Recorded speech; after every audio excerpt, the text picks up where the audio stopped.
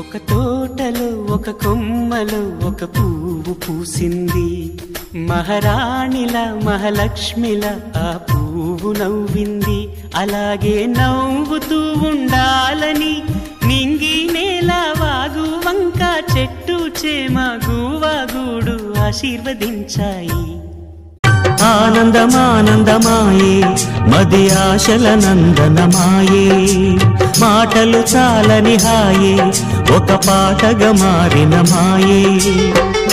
కాలమే పూలదారి సాగని, గానమే గాలిలాగా తాకని, నీ స్వరం నాదిగా. ఉగ్రమూర్తివే శ్రీ సూర్యదేవం, కాలగ్నిలోచన శ్రీ సూర్యదేవం, నారాయణాత్మజం శ్రీ సూర్యదేవం.